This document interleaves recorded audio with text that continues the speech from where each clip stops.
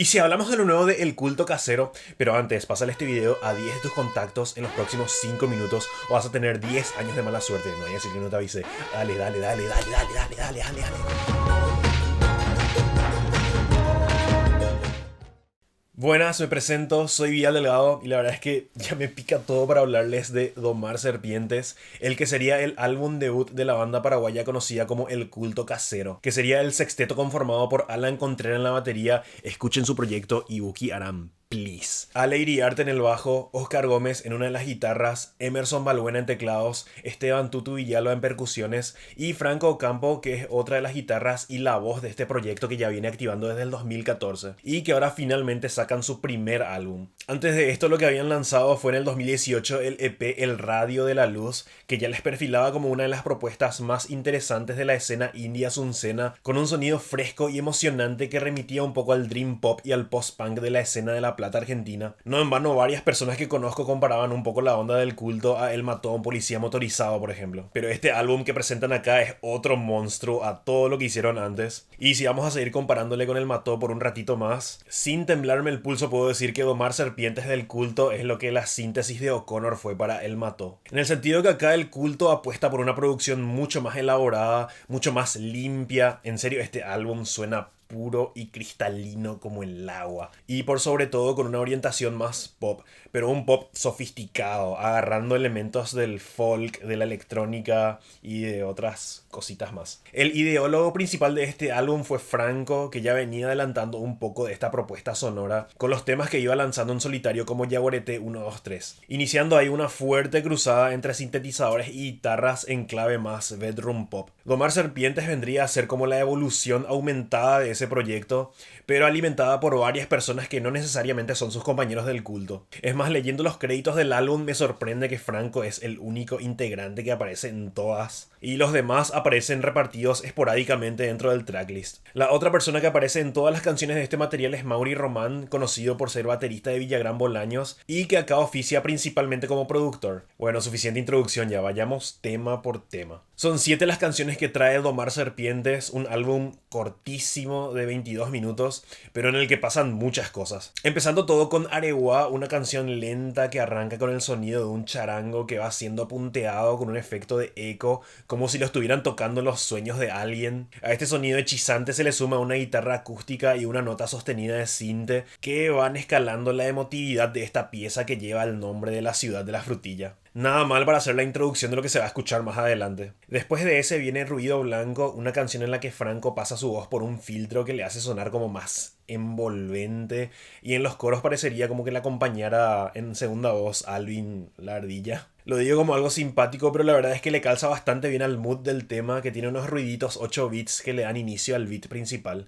Esta canción en lo instrumental tiene un equilibrio ideal entre lo digital y lo analógico, con una letra y un corito amigable que al toque lo vas a memorizar. El tacto como letrista que tiene Franco también se puede decir que recibió un upgrade acá, describiendo escenas mundanas y aparentemente insignificantes, pero que no me quedan dudas que van a terminar resonando en muchísima gente. La tercera canción es una de mis favoritas del álbum, se llama Rompecabezas, y es la única que ya conocíamos antes por una sesión que había grabado Franco como Yaguareté 1, 2, 3 hace casi un año junto a Nico 1, quien fue guitarrista de Tender Cage en su momento. Este es un viajecito místico guiado por la voz de Franco, que acá hace fácilmente una de sus mejores interpretaciones vocales hasta la fecha. Y acompaña a eso unas punteadas de guitarra que nos van adentrando a un mundo melancólico que a la mitad hace un giro de 180 grados, con un beat mucho más movido y al que le complementan unos adlibs al canto de Franco, teniendo ahí una mini incursión hacia el hip hop, podríamos decir. Pero la cosa no termina ahí y es que este tema me encanta justamente por los cambios de ritmo sorpresivos que tiene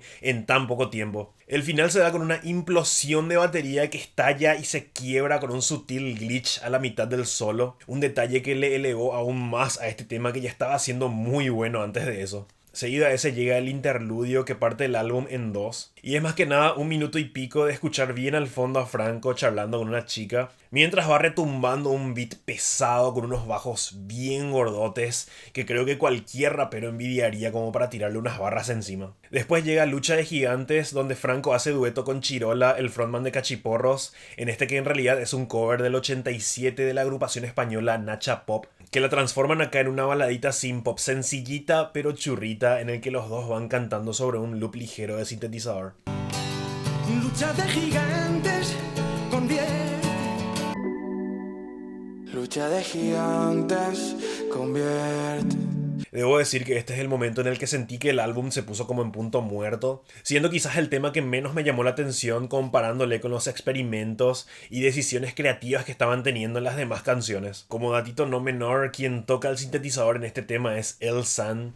Leandro, saca nueva música, por favor, te pido. A continuación de ese llega mi otro momento favorito del álbum junto con Rompecabezas. Este es Escalera, una fantástica canción que diría que combina elementos del baroque pop con freak folk por ahí. Creo que nunca estuvo una banda paraguaya tan cerca de sonar como Animal Collective como acá. Me parece de la gran y no puedo creer que pueda hacer semejante comparación nomás luego. Y el minuto final de este tema es para el recuerdo, con unas percusiones que suenan inmensas a la par que se escuchan los acordes de las guitarras criollas y varias voces armonizando ahí atrás. Entre ellos Mike Cardoso de La Secreta, uno de los grupos pioneros de la escena que agarraron el folclore paraguayo para convertirlo en algo más. Por último está Abasto, una balada electroacústica que tiene el plus de tener a Mati en los coros. Sí, Mati, el de Mati y el de los Olis. Debo decir que es casi imperceptible su voz, pero qué bueno saber que estuvo ahí.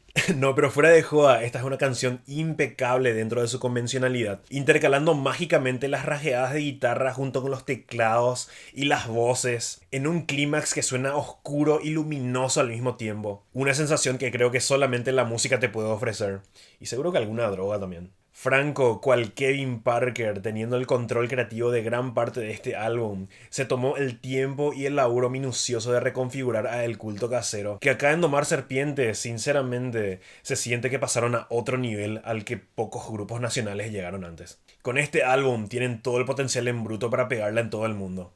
Le pongo un 8 de 10. Mi nombre es Vidal Delgado. Hasta la próxima.